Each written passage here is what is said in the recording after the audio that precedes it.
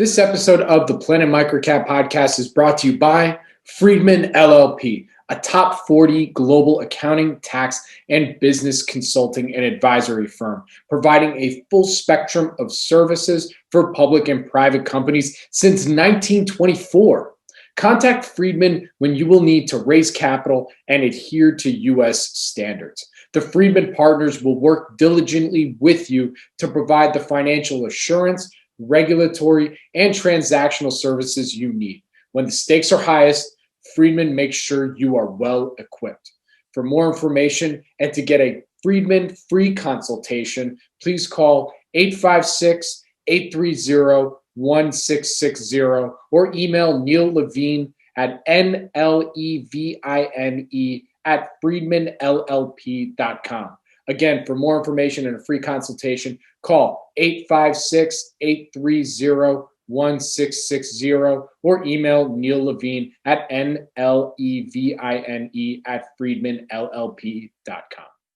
This podcast is for informational purposes only and is not an offer or solicitation of an offer to buy or sell securities. SNN Network, SNN Inc., and the Planet MicroCap podcast and the representatives are not licensed brokers, broker-dealers, market makers, investment bankers, investment advisors, analysts, or underwriters. We do not recommend any companies discussed. We may buy and sell securities in any company mentioned and may profit in the event those securities rise in value. We recommend you consult with a professional investment advisor, broker, or legal counsel before purchasing or selling any securities referenced in this podcast.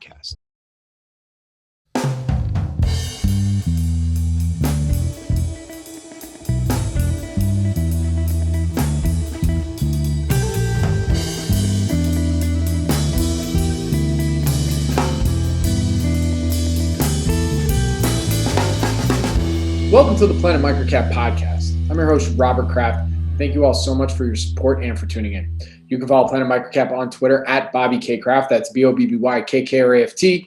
You're listening to episode 165. If you have any questions or comments, please feel free to tweet at me or shoot me an email at rkraft@snnwire.com. And when you do get a chance, if you like what you hear, please rate and review Planet MicroCap on iTunes. It really helps provide feedback for me and spread the MicroCap message.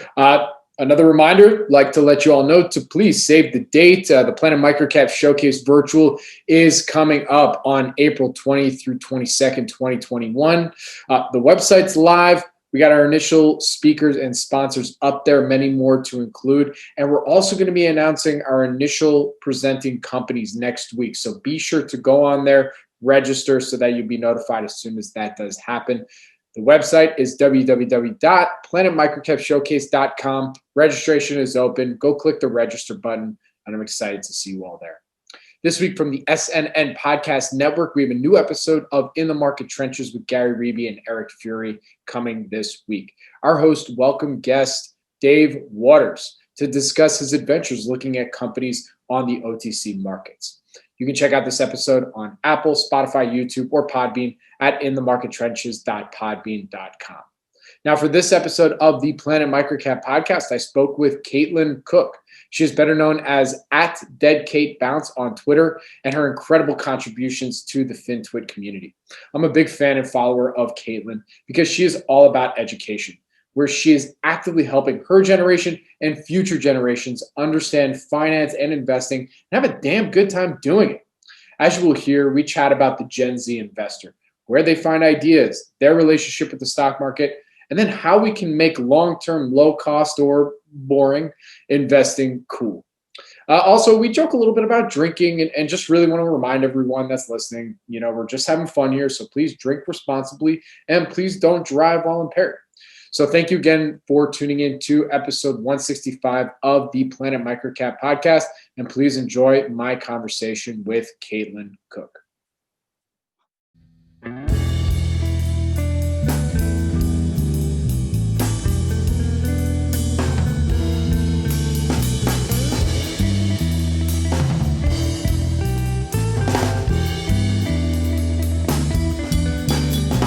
Welcome back, everybody, to the Planet MicroCap podcast. I'm your host, Robert Kraft. You can follow me on Twitter at Bobby K. Kraft. That's BOBBYKKRAFT. I almost forgot how to spell my last name, but that's okay. I'll probably will after what I'm about to imbibe, because my guest today, I'm very excited to have her on. I've been a follower for a long time. I think she's she's just incredible. We're about to get her whole story. I'm so excited to finally meet her and have her on the show. With that, I'd like to introduce Caitlin Cook. She goes by the Twitter handle at @DeadKateBounce. That's CAIT Bounce. You know, she's full of puns. This might be like a full-on pun show today. But with that, Caitlin, thank you for joining me today. And how about we'll do a cheers. Cheers. Yeah, cheers. Thanks for having me. Of course. This is on brand, right? I mean, I don't have a cocktail on me today, but we're going pseudo on brand. So cheers. And off we go. So, Caitlin, love to start, as I do with all my interview and all my guests on here, you know, I'd love to start off with your background. You know, how did your passion for investing and, you know, I'm also going to say passion for investing and Twitter begin? So with that, take it away. Yeah. So, I mean, I guess the interest in investing and everything when I was in high school, didn't know what I wanted to do for a major for college or anything, was bouncing around ideas, loved people, had an affinity for math. So the business direction sort of made sense. Figured I could always switch that up if I wanted to a little bit later on. So signed up for the finance major, got into college, and first things first, I got involved in our school's student run investment fund. So had around $500,000, and part of that being some of the school's endowment, which was kind of cool. So real money, students making full autonomy over all of the decision making in the portfolios. So they let everyone in the school in if anyone wanted to be there, whether you were a freshman, didn't matter what your major was. And just from the first day, I was hooked. I know I brought a lot of my friends with me, and they were like, I'm not coming back, but I was really excited about it. And something about it, I didn't understand a single thing they said, and I just loved it. I was like, I have a good feeling about this. So I stuck around, got involved. The next I did my undergrad 3 years, I guess. So I was around there for the next 2 years after that, was really involved. And that's sort of where it started. And then I really enjoyed, you know, the regular like curriculum for finance as well. But where'd you go to school? The club was really just spurred it. Oh, St. Bonaventure University in St. Bonaventure, okay. New York, home of the Bonnies. Great place. I mean, look, I know St. Bonaventure. They always make it to the basketball tournament. Okay, that's how I know Bonaventure. But, that's how most people know them. It's very small. That's awesome. So, okay, so you're there for 3 years. I mean, I'm sure you were reading all the books at the time. I mean, did you pick up the one up on Wall? You could say no too. That's totally cool as well. I didn't read a ton of them. I mean, for some classes I did. I was really interested in behavioral finance, so I've read a lot more books kind of in that space. So not a ton of that. But to go back on your question for how I got interested in Twitter, also at college, one of my favorite professors I was close with, I worked with him on a lot of stuff. He was the kind of supervisor for the investment club too. Jim Mahar, at Jim Mahar on Twitter, MAHAR, got to give a shout out. He kind of nudged me in the right direction. I'm a Gen Z. I had all of the social medias already, but I didn't really use Twitter that much. He told me, oh, this is something you might like. It's totally free, and all of these really smart people just sharing their thoughts and research, and you can reach out to them and they'll answer you. Like this, you love to network. This seems like something you'd be into. And so I got started that way. He gave me a couple people to follow. We had regular speakers either come into the class for our investment club or like Zoom in every week. So we got some people from Twitter on there to share their experience in the industry and just kind of give students a chance to learn about like that part of the industry that they're in and ask questions. So I definitely took advantage of that. Had some people from Twitter on there. Some of the people from like Ritholtz Wealth Management. We had a few of them, great guys. And that was sort of the intro. I guess when I started looking for jobs, I definitely started leveraging it a bit more. My senior year, one of my friends that I made on the platform kind of encouraged me to start a blog and start sharing my thoughts that way, being more active in posting. And it sort of went from there. It's kind of taken a life of its own.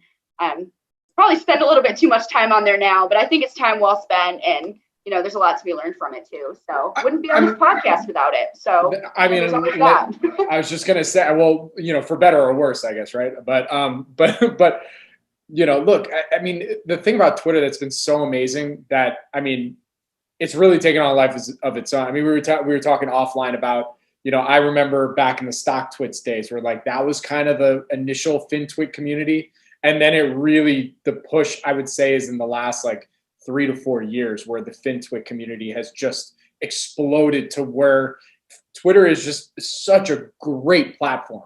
I mean, better than I think anybody would have really imagined to share investing ideas in this short form, quick way. I'm sure there's some that are like, especially that are listening on this, that, you wish you would continue to have, to have podcasts and blogs so you can hear the long form thesis, right? So it's not just a quick hitter like that idea sucks, and be totally cool with it. But I mean, what are your thoughts? I mean, it's so cool how it's evolved to the point that it is. It is really cool. And I think there are some things lost in translation with like the character limits, that's for sure. So I think there's always going to be a place for long form. So I'm glad that, the really good content creators and writers and podcast hosts are still putting that out. There's going to be a place for that. But I think Twitter kind of, it's very multi-purpose in the way that, I mean, it's one of the fastest ways that you can get news. I mean, how accurate is it? That kind of varies, but it definitely, information flows incredibly fast.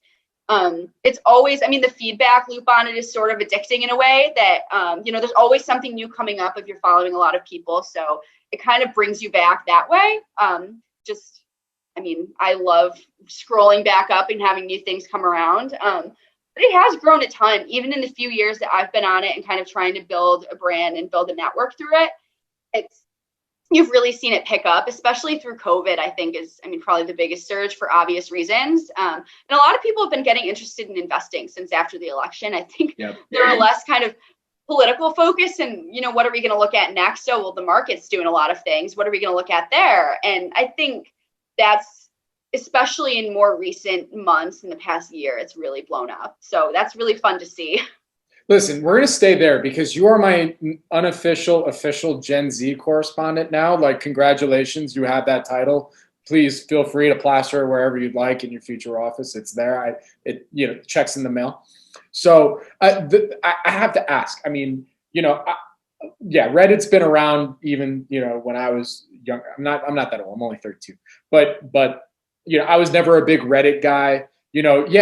For the occasional like Game of Thrones, streams and threads because I'm a dork and love the Game of Thrones and just would go down that road, And so, what do you make of what you're seeing with all this stuff? I mean, I know that's like the lamest question and the lamest way to ask it, but I have no other way to really start this off. Like, from Reddit stuff to now Clubhouse. I mean, teach me the ways. I don't know what I'm doing.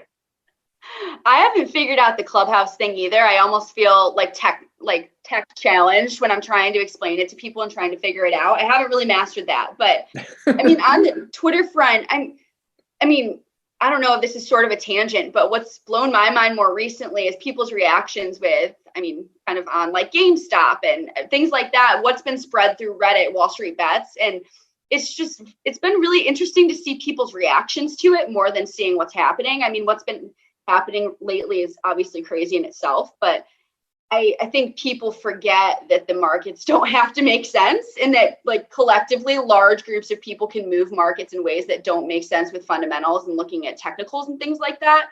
So I've kind of had an interest in that just with like people being bored. I don't know if it's just people being bored at home and just deciding to mess around with Robinhood or anything around there. But that's what I don't know. I've been most intrigued by that recently, personally.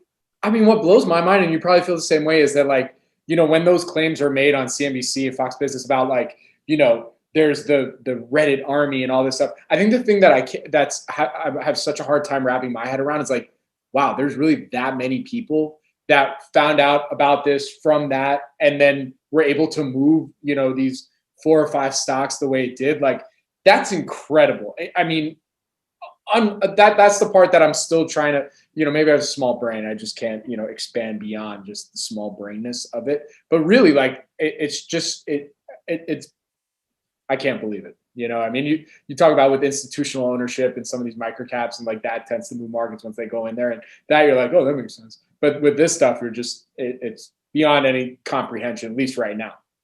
Yeah, I think if you separate that, like you were saying, institutional, ownership and things, it's almost easier to grasp that than it is considering how many individuals it would take to move a stock price that much. And it's what confuses me more is that it came from something so seemingly niche as like niche as Wall Street Bets, which I mean, I always had friends that used it, but I didn't think it was that big of a community, I guess, but they must have really all rallied behind that. And I know people that kind of jumped onto that trade a little bit later on, not initially, but kind of as it was on the uprise, that weren't using that. So it definitely stemmed from there. And I agree, it's kind of hard to process how that was even possible. Yeah, it still blows my mind. I mean, not only that, you think about like how TikTok now has become such a major like place where I see this is the part that maybe you can help me understand. Are people going on these platforms for idea generation, or is it more just to see what the big deal is about? You see what I'm saying? Yeah, I think that it starts out as just kind of seeing what's out there, but you can't deny that once you're starting using those platforms more heavily, that it's going to influence you. I think even with Twitter, right? So people are always putting out investment ideas, what stocks they like, what funds or areas, sectors, anything. And as much as you want to stay independent, and as much as people like to think that they're just using it for research purposes and having it for additional kind of information along with what they normally do, I think at some point it's going to have an influence, especially if it's on a broader scale. So if something's repeatedly coming up on Twitter or TikTok, or you're going to take a second look. I think that kind of goes without saying. So even if that's not the reason that you're utilizing the platform, I think at some point, if you're using it enough and you're seeing things repeatedly, it's going to have an impact on kind of the decision making on your front. So again, as our official Gen Z correspondent here, I mean, have friends been hitting you up? And this is gonna sound so boomer of me, but I do not care. Like, do you have friends hitting you up just being like, "Hey, I saw this stock on TikTok, or I saw this on Twitter. Like, what do you think about this?" Do you get those types of messages and those types of conversations?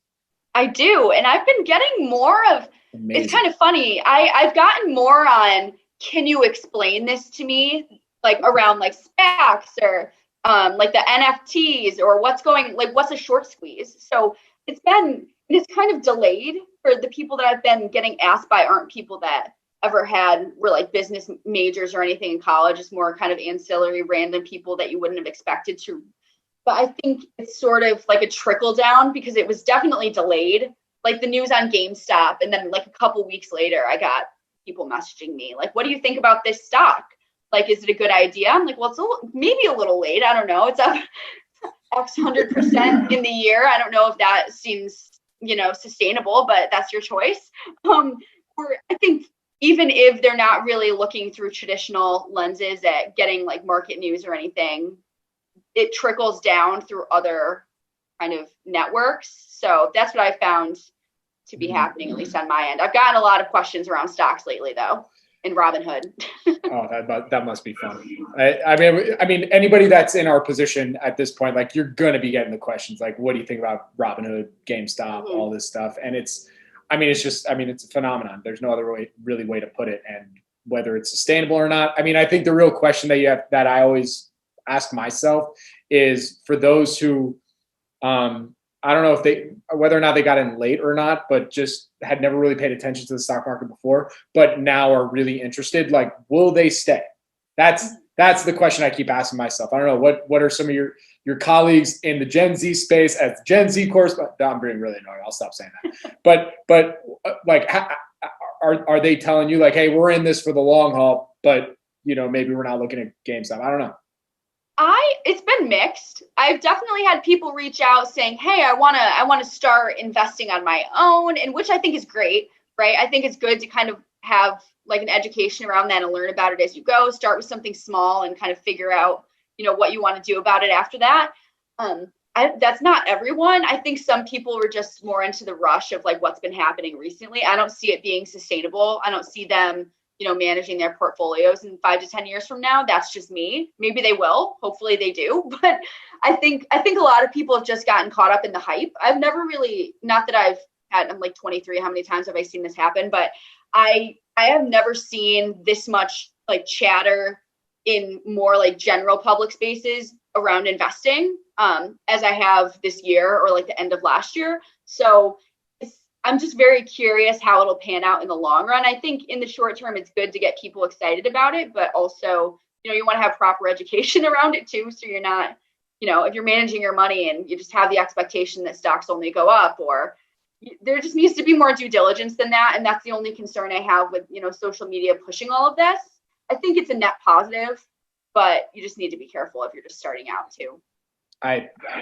Amen right there. I don't think that could have been said better than anybody else out there. That was great. So, all right, coming back to you, I want to learn more about Caitlin. So, okay, you had your 3 years at St. Bonaventure, and you're developing your investment strategy. You're in the club there, so coming out of that experience, where did you land on the investing philosophy spectrum? So what how would you describe yourself? I would describe it as boring. I've never really understood. I get that I have friends that, they make a living as traders. So I understand that there is, kind of like a livelihood that you can have around that, doing that all day. That's not me. I would like to have my money properly diversified, low cost for the most part, have a little bit of like fun money on the side, put it into stocks or funds. There's sectors that I'm interested in, kind of as I go, because I could, adjust that obviously. But for the most part, it's not really very exciting. I don't want to touch it that often. I don't want to look at it that often. I don't want undue stress on my life, because even though I understand how the markets work, and I just see so many people freaking out, oh, the market's down this much today, my portfolio is tanking. Well, that's one day. I think at some point there's like a need for concern, but I'm not going to be checking that every single day, multiple times a day, and causing myself that stress when I'm a long-term investor. So my outlook is definitely very long-term. I'm not really trying to do taking advantage of like arbitrage opportunities or low valuation stocks that I think are going to go up a ton. I'm not going to focus my energy on that. I think it could be more well spent in other areas of my life. So that's just not for me. I'm in the same boat as you. That's the type of investor I am as well. And it's just, I got to ask, because I did an episode on here with Brent Beshore at Permanent Equity. I think that's Twitter. But I think he goes by at Brent Beshore on Twitter as well. Mm-hmm. We did this episode called Boring is Beautiful. Now, Caitlin, I have to ask, for our generation, both millennials and Gen Z, how can we make boring beautiful? How can we make it fun and exciting? Because that's what I try and make these as entertaining as I can, but like, how can we make boring beautiful in the investing space for our generation? I really wish I knew. Let's do this. Let's brainstorm right now. Let's figure this out. We'll figure it out. We got drinks. We got time. Anything can be done with a good drink and a little extra time. But I think a lot of it comes around like educating people, because I think the misconception is you're going to be, for the people that don't have more of like a structured background in business or finance and investing, oh, well, I can, make this short bet on this company. It might be a little bit risky, but after that, I won't have to worry again, or something like that. Maybe that's a little bit exaggerated, but there's definitely a lot of misconceptions around the stock market and the get rich quick.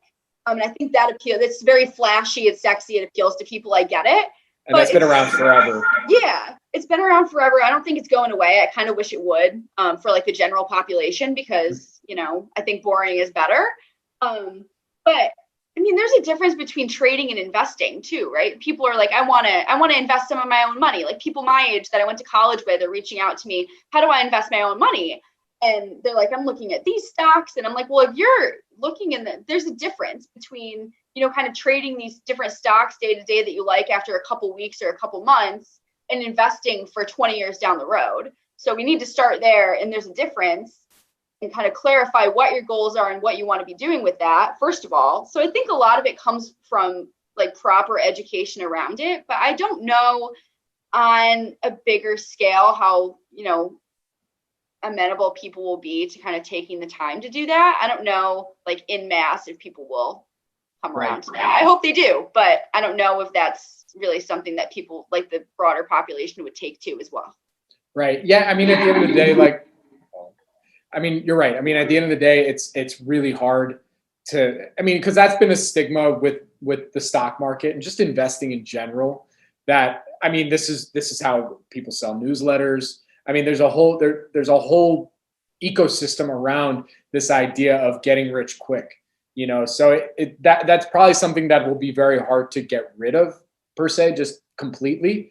But I think you're right. I mean, just trying to get some kind of education out there about how investing isn't just, investing today and selling in a couple months because you're making a bet on their clinical trial doing great, which is a system, but you have to be very well. Again, it's another thing. It's like, it's just like I did an interview with Annie Duke and talking about just knowing your strategy and owning that, So I think maybe it's a better philosophy of, instead of saying getting rid of just the idea of the stock market and investing in general is all about getting rich quick, but maybe it's just educating on like, own a strategy, don't just having some sort of discipline or something like that. That could work. I don't know. Yeah, I think you just need to stick to your guns and like behavior. I'm a big, behavioral finance. If you look like psychologically speaking, staying true to what your core strategy is from the beginning, it's so difficult to do. You have to be mentally prepared for that. And I think that's where a lot of people sort of lack in that space, or where the downfall is. So first of all, understanding what your strategy is, sticking to it. And just, that's just the biggest thing, is like conquering yourself, almost mentally, at least. Like, oh, the market's doing all these crazy things. There's so much volatility. I could make money off of that. But you're like a long-term investor. That doesn't match with what your investment philosophy is. Yeah, you could have a little fun money on the side, but it's a different thing. And you need to acknowledge that what you're doing deviates from your strategy. So not that I am, an expert or anything, but I do think that that's probably the biggest downfall, is kind of like psychological. I don't want to say psychological weakness, because we're all human, but there's definitely some behavioral lapses that cause issues with, people sticking to their guns. So I think that's probably one of the biggest issues. What do you think is the type of content that would work for our generation?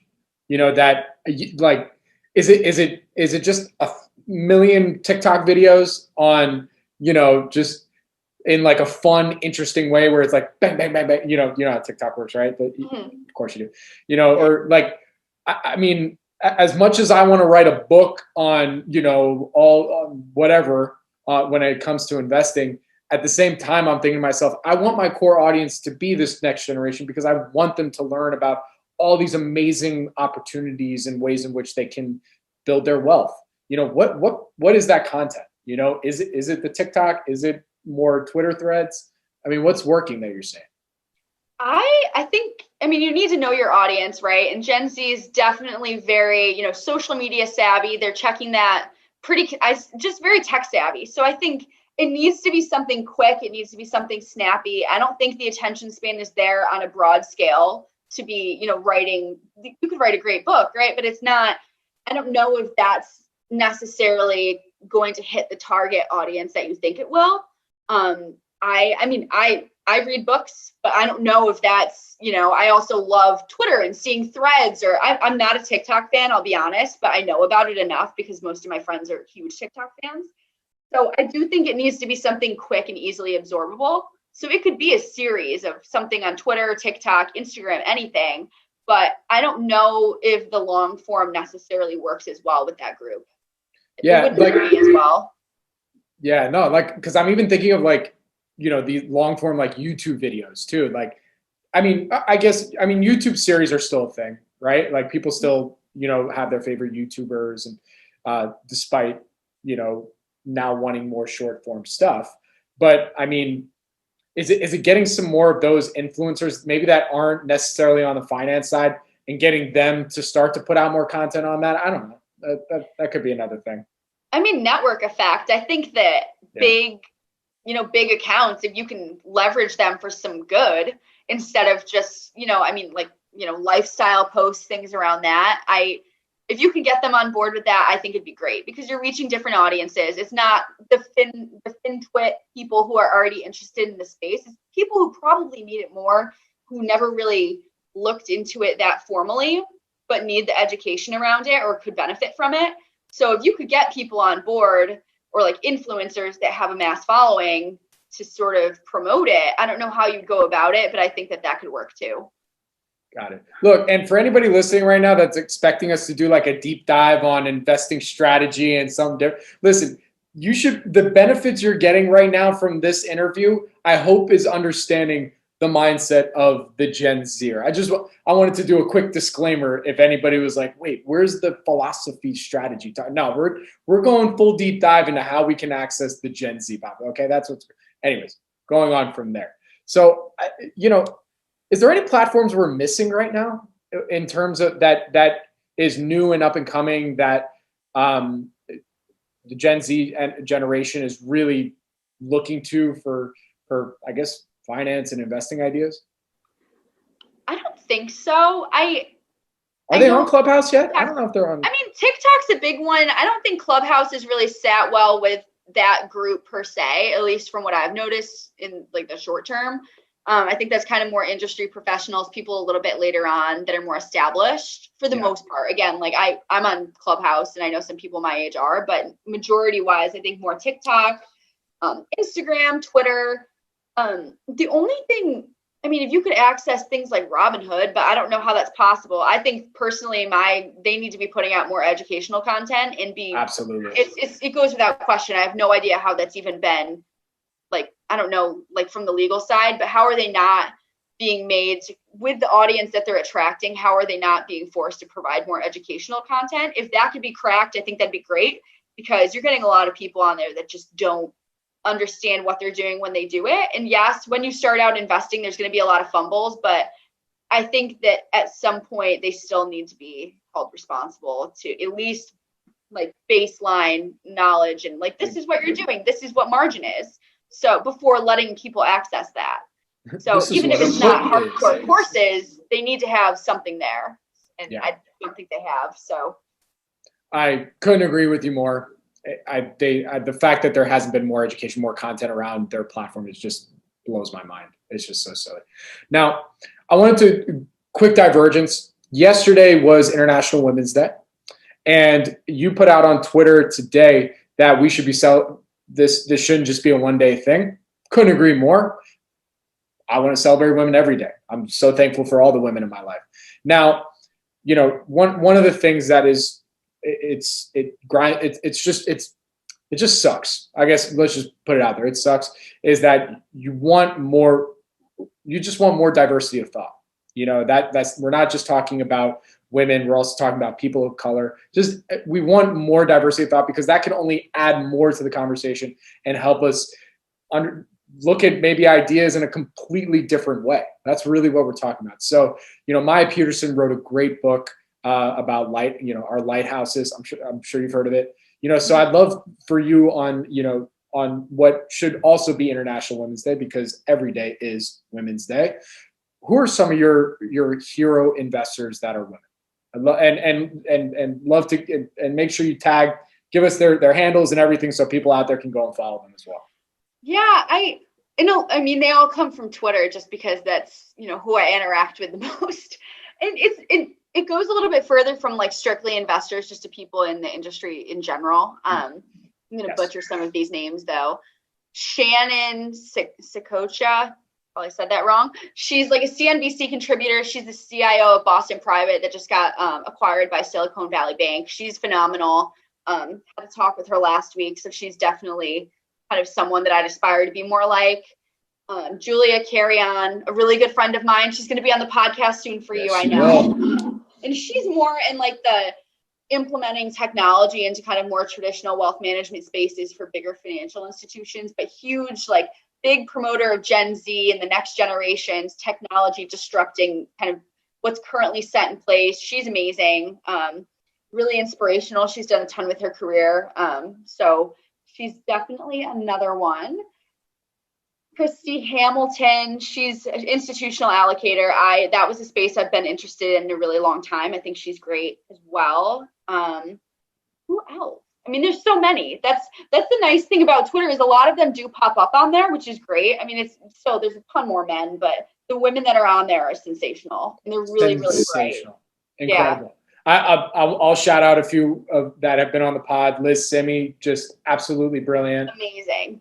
Absolutely. That was one of my favorite episodes I've ever done. I love listening to that one. Yeah, she's incredible. Perth Toll, incredible. Lauren Templeton, Maya Peterson. I mean, I had Anna Najai on here. I mean, just there's just so many incredible voices out there. So I challenge all fellow podcasters out there, get these women on, get them on your shows. You should, because they're all just brilliant. And so, including Caitlin, you gotta get Caitlin on there as well. So, also love to hear a story. Okay, Caitlin. So, it's one of my favorite questions that I ask all my guests on here. You know, what would you say is an investing experience? And it doesn't have to necessarily be in a stock. It could be a class. It could be something you learned from a professor on Twitter. You know, what's an experience that you've had thus far in your career that really has impacted you the most? So one of the courses I took with, again, the professor I shouted out before, he's a huge behavioral finance guy too. And that really, I already loved, the whole finance space, markets. I loved how everything was changing at the flip of a dime. That's kind of how I roll. I'm very, like to be active. I like things changing, dynamic. So I already was really interested in the space, but he taught a strictly behavioral finance course.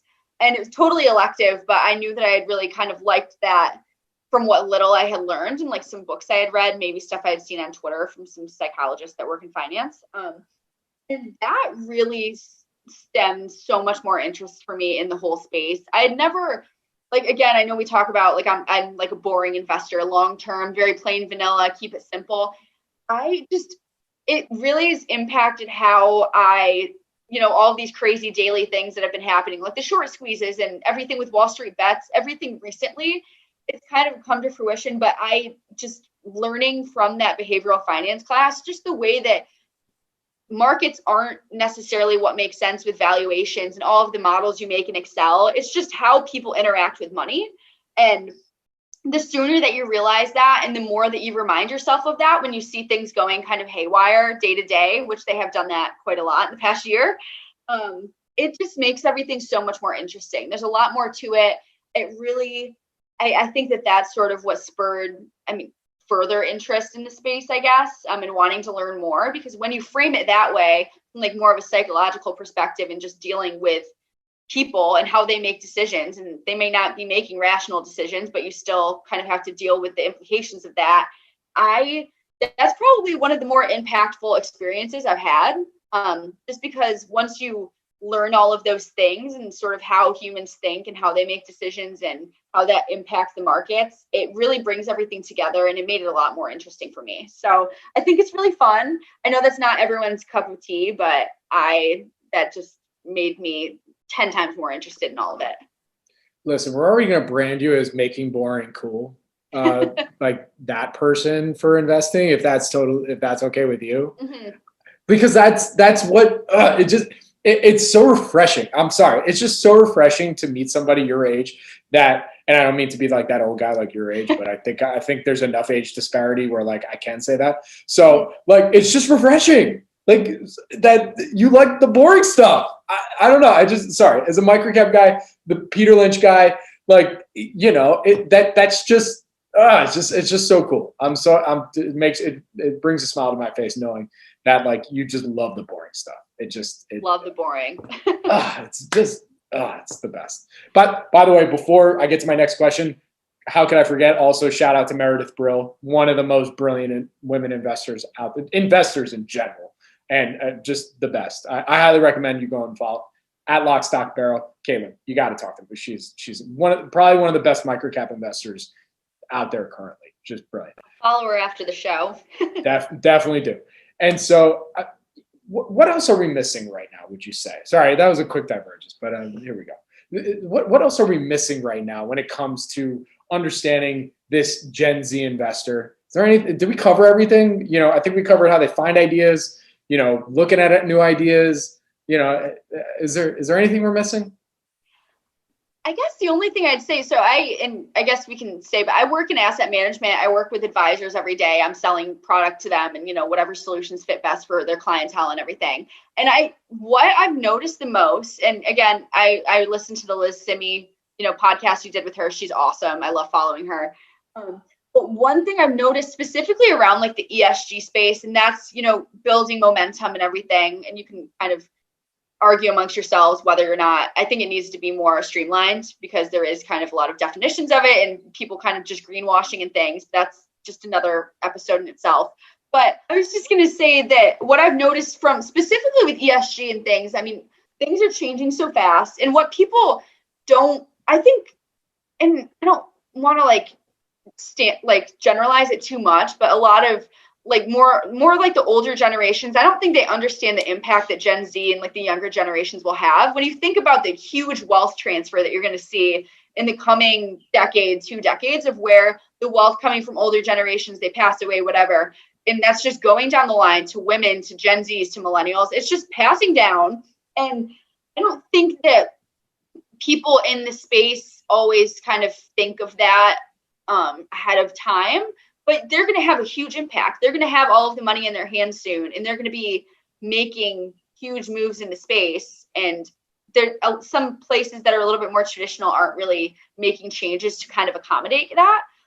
Like you think of even with cryptocurrencies, right? Like there's not really even any infrastructure to support that from a traditional wealth management front right now. I mean, it's in the works from different firms, but things are changing fast. It's what the younger generations are interested in.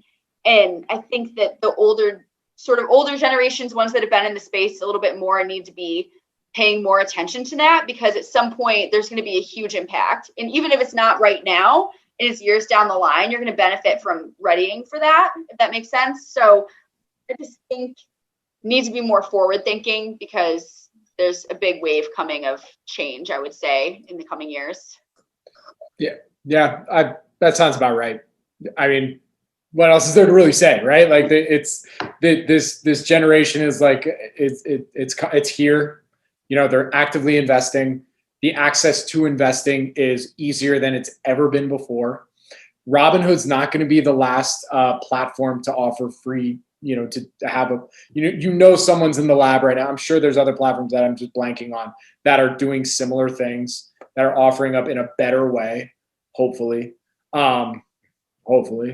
And, so you have to start thinking to yourselves, well, you really got to take this next generation very seriously, because these are real investors that have varying kinds of strategies with real dollars.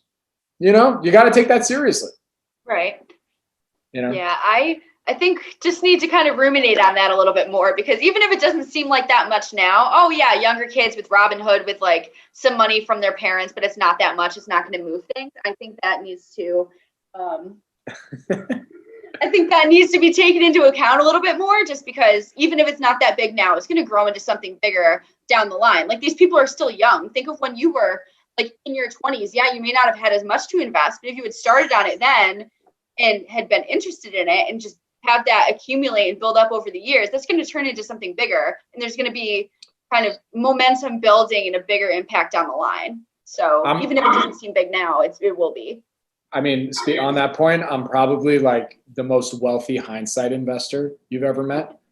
I think there's a daily basis that I go back like, oh, if I bought Apple in 2001, oh, if I only bought Facebook here or whatever, but one more tangent to go on here on this point is this is just kind of a thought piece, but it's kind of interesting where like I genuinely think, yeah, there's going to be some Gen Z investors, just investors in general, that are going to drop off. Like, screw this. Like, I lost money. I bought at the top. That was dumb. Never going back again.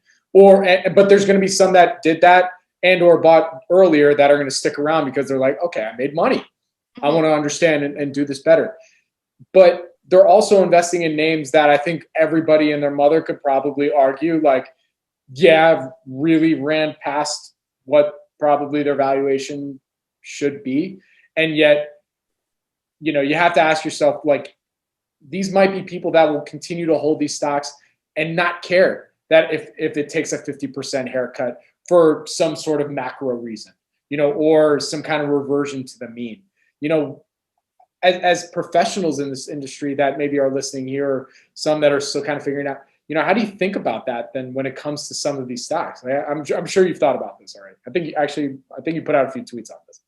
Yeah, I mean, at some point, I wasn't going to name names, by the way. I wasn't going to name any names.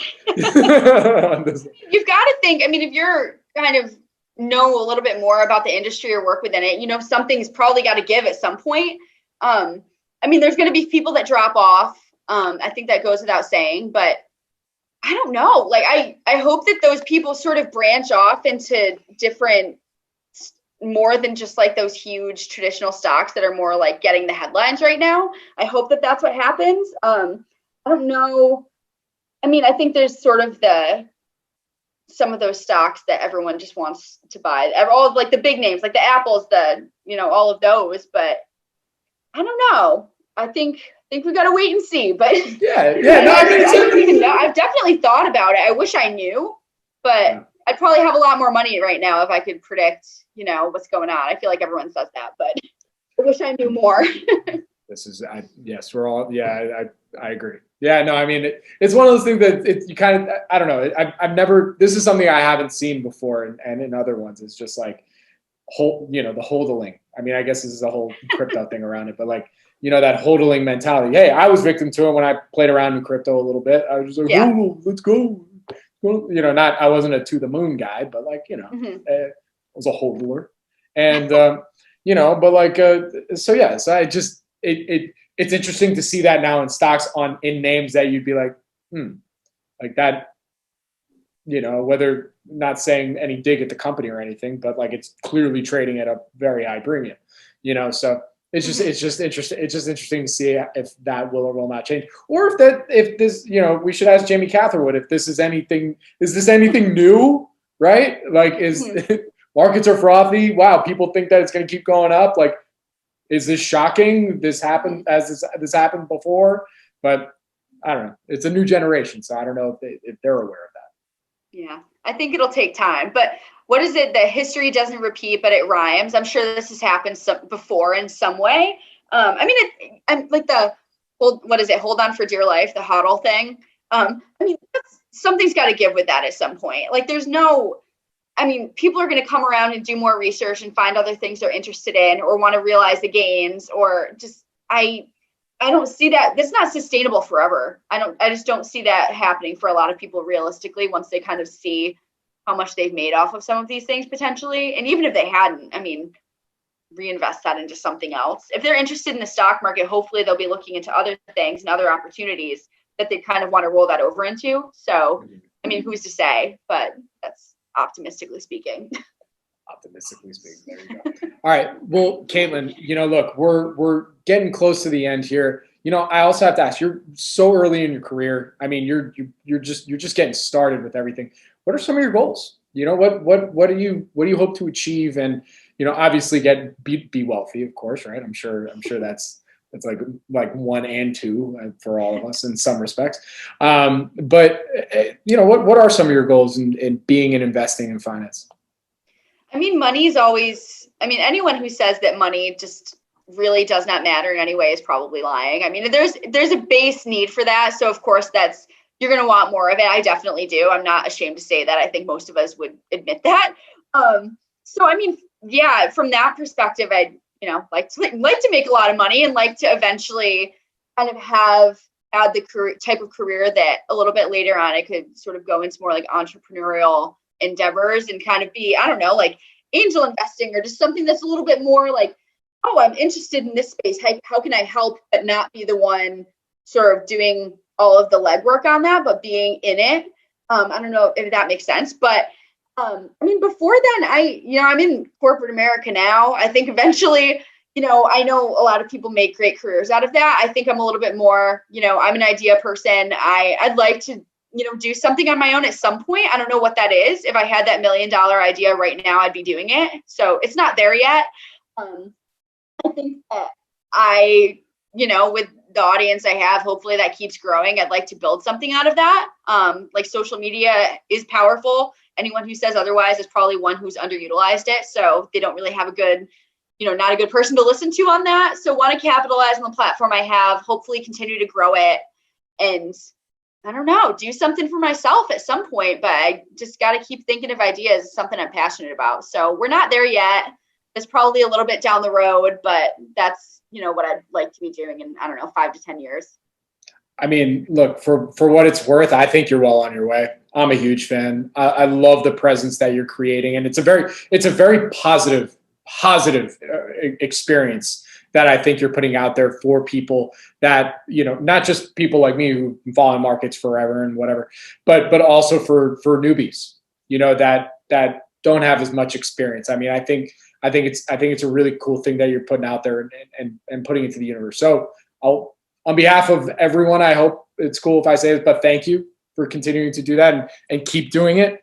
So, but before I let you go, my last question for you, what advice do you have for new investors that are looking into the stock market or just investing in general?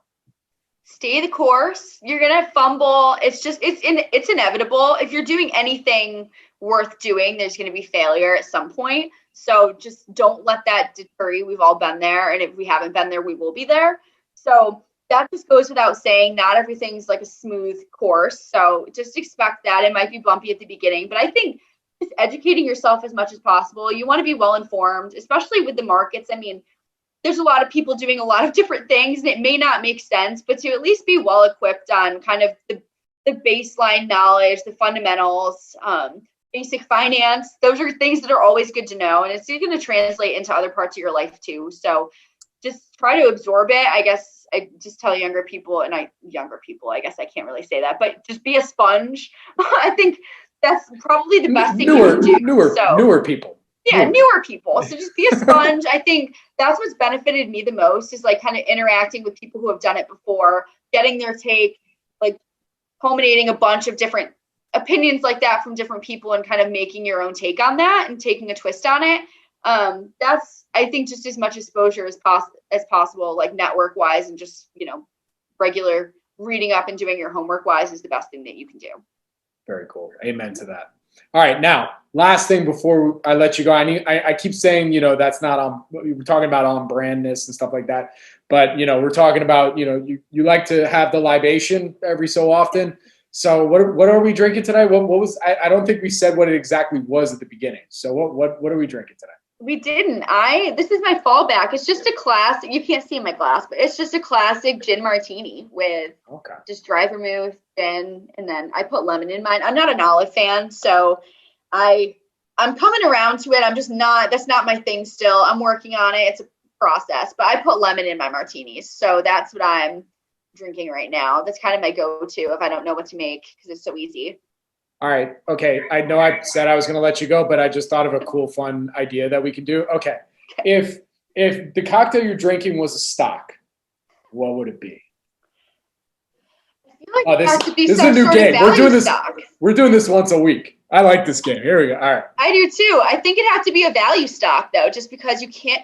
It's like for the long run, I think I will be drinking this. It may not always hit the same on different days.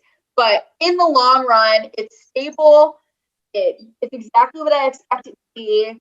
Sometimes it's disappointing, but you know, it is what it is. There's some flashy other drinks that I could be drinking, but I'm always going to come back to this. I don't know. Like what? I mean, it has to be something around like the Berkshire Hathaway front, I feel, on the value investing side. So, you have any thoughts on that? I'm trying to narrow it down. Something in the value space for sure, because this thing's just I would say we're going on the theme of old reliable, right? Like I'd say in general. So like for me, that would be like an old fashioned, old reliable, really hard to fuck it up. Pardon my French. Yeah. Really hard to fuck it up. And yeah, just your classic value name. You know, it's going to compound nice. Some years it's going to be great. Other years it's going to be not as great. But you know, over the long term, that's your old reliable drink that you could always go to. So I think Berkshire is a good one. I think that works. I think that works for. Did you say it was gin and tonic? Gin martini. Gin martini. So just gin and dry vermouth and then lemon juice. I think we're gonna. I think note to the editor. I think we're gonna put this at the beginning. This is a better PTI topic than just doing a cheers. Like we got to go on that route. I think people. The people want to know that stuff. So got to know that up front. Yeah, that's really. This is really important. So. With that, Caitlin, where can everybody go and follow you on social media and continue to hear all your just follow you? Yeah, well, Twitter is the biggest one. So again, that's @DeadKateBounce, Kate being CAIT.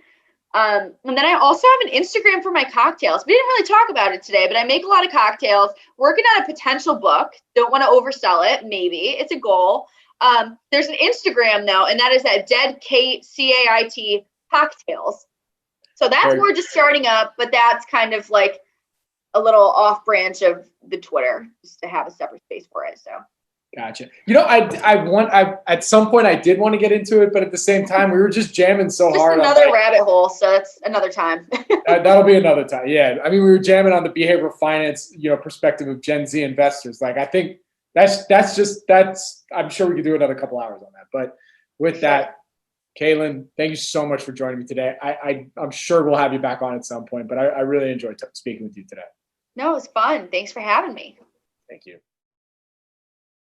This podcast is for informational purposes only and is not an offer or solicitation of an offer to buy or sell securities. SNN Network, SNN Inc., and the Planet MicroCap podcast and the representatives are not licensed brokers, broker-dealers, market makers, investment bankers, investment advisors, analysts, or underwriters. We do not recommend any companies discussed. We may buy and sell securities in any company mentioned and may profit in the event those securities rise in value. We recommend you consult with a professional investment advisor, broker, or legal counsel before purchasing or selling any securities referenced in this podcast. This episode of the Planet MicroCap podcast is brought to you by Friedman LLP, a top 40 global accounting, tax, and business consulting and advisory firm, providing a full spectrum of services for public and private companies since 1924. Contact Friedman when you will need to raise capital and adhere to U.S. standards. The Friedman partners will work diligently with you to provide the financial assurance, regulatory, and transactional services you need. When the stakes are highest, Friedman makes sure you are well equipped. For more information and to get a Friedman free consultation, please call 856-830-1660 or email Neil Levine at nlevine@friedmanllp.com. Again, for more information and a free consultation, call 856-830-1660 or email Neil Levine at nlevine@friedmanllp.com.